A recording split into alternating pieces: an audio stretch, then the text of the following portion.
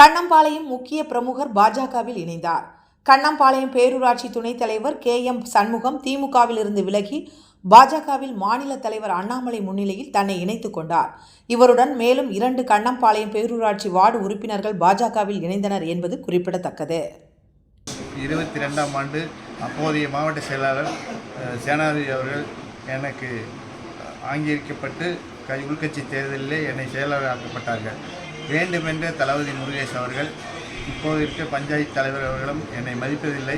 கட்சிக்காக நான் இரவு பாடுபட்டு கொண்டிருந்தேன். இது நேற்று ஒரு சம்பவம் மிக சிறப்பாக நடைபெற்றது. அந்த சிறப்பான நடவடிக்கை வேண்டுமென்றே தூண்டிவிட்டு தலைவரும் இன்னொரு துணைச் செயலாளர்களும் தூண்டிவிட்டு ஊர் மக்களை பாய்க்கும் வகையில் செயல்பட்டார்கள். ஊர் பிரச்சனை வருவதற்கு முன் நான் கண்ணம்பாளையம் பஞ்சாயத்து தருணாவில் போய் அமர்ந்து அந்த பிரச்சனையை சால்வாக முடித்தேன். இனியும் அந்த கட்சியில் இருந்தால் ஊருக்குள் பேர் எட்டுவிடும் என்ற நோக்கத்தோடு இந்த பிஜேபியில் அண்ணாமலை அவர்கள் இங்கே வந்து என்னை இணைத்துக் கொண்டார்கள்.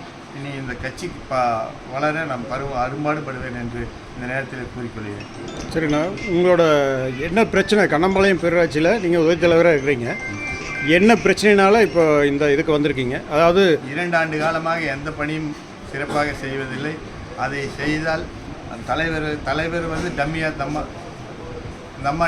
தான் இருக்கிறார். தலைவரோட வீட்டுக்காரர் ராஜகோபால் அவர்களும் துணை செயலாளர் என்கின்ற பெயரை சொல்லிவிட்டு அனைத்து பேரையும் மிரட்டி கொண்டு பசுவதி என்கின்ற நபர் தனிப்பட்டு செயல்பட்டு கொண்டிருக்கிறார். கட்சி கண்ணமைத்துக்குள்ளே நம்ம இருந்தால், இந்த கட்சியில் இருந்து கொண்டிருந்தால் மிகப்பெரிய பேரிழவை ஏற்படும் என்ற நோக்கத்தோடு தான் இந்த கட்சிக்கு வந்துள்ளது. 2 வருஷமாக என்னென்ன பணிகளில் முறையாக செய்யலை, அதை பற்றி உங்களுக்கு தகவல் சொல்லுங்கள். எந்த பணியுமே 2 ஆண்டு காலமாக செயல்படவில்லை. மோடி அவர்களுடைய திட்டங்கள் சிறப்பாக வந்து கொண்டிருக்கிறது. அது அம்ருத் என்பது இப்போ 6 டேங்க் 7 டேங்க் ஆகிக்கொண்டிருக்கிறது. பைப் லைன்கள் போட்டுக்கொண்டிருக்கிறது. அது என்றால் அது மத்திய கவர்மெண்ட் மோடி அவர்களால் அறிவிக்கப்பட்ட திட்டம்தான். ஆனால் தமிழக அரசு அதை நான் அறிவித்தேன் என்று தாம் கட்டிக்கொண்டு அவங்கள் தான் செய்தோம் என்று இதை செய்து கொண்டிருக்கிறார்கள். அதையெல்லாம் பொறுக்க முடியாமல் தான் நான் இப்பொழுது இந்த கட்சியில் வந்து இணைந்துள்ளேன். உங்களோட எத்தனை பேர் இந்த கட்சியில் இணைஞ்சிருக்கீங்க? இன்றைக்கி கிட்டத்தட்ட ஒரு 253 பேர் சேர்ந்துருக்காங்க. என்ன கவுன்சிலர் ஒரு 4 பேர்த்து இணைப்பேன். இப்போ வந்து உங்களோட எதிர்கால அரசியல் பயணம் எப்படி இருக்கும்? சிறப்பாக இருக்குது. அது எந்த விதத்தில் இருக்கும்? இப்போ அரசியலில் வந்து இப்போ தேர்தல் நடந்திருக்கு. தேர்தல் நேரத்தில் நீங்கள் வந்து கட்சி மாதிரி வந்திருக்கீங்க. அது வந்து உங்கள் அரசியல் பணி எப்படி இருக்குன்னு சொல்லுங்கள். அரசியல் பணி என்னுடைய பணி இரவு பாராமல் பாடுபடுவேன். ஏற்கனவே அந்த கட்சி 2009ஆம் ஆண்டு பார்த்தால் கண்ணம்பாளையம் திமுகவே இல்லாமல் இருந்தது.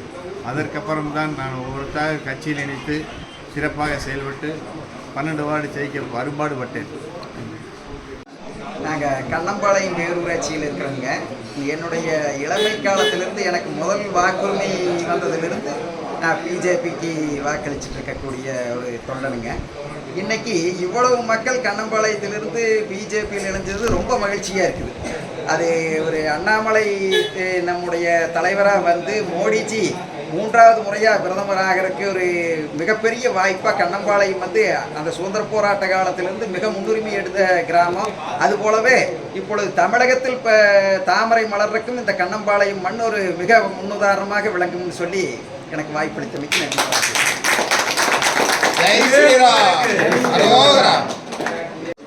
கோவை மாவட்டம் சூலூர் கண்ணம்பாளையம் கிராமம், சூலூர் கண்ணம்பாளையம் பேரூராட்சி சுயேட்சை வேட்பாளர். அண்ணாமலைக்காக வந்திருக்கிறேன். மோடிஜியோட எல்லா திட்டமும் ரொம்ப நல்லா பண்ணுறாரு. ஜெய் ஸ்ரீராம். அவர் என்ன சொல்கிறோன்னா, திருவண்ணாமலையில் இருக்கிற அண்ணாமலையுமே இந்த அண்ணாமலையும் கேட்ட சிவன் வரம் கொடுப்பாருல்ல, அது மாதிரி இவர் கேட்குறவங்களுக்கு எல்லாம் நல்ல முறைக்கு செஞ்சு கொடுப்பாருங்க.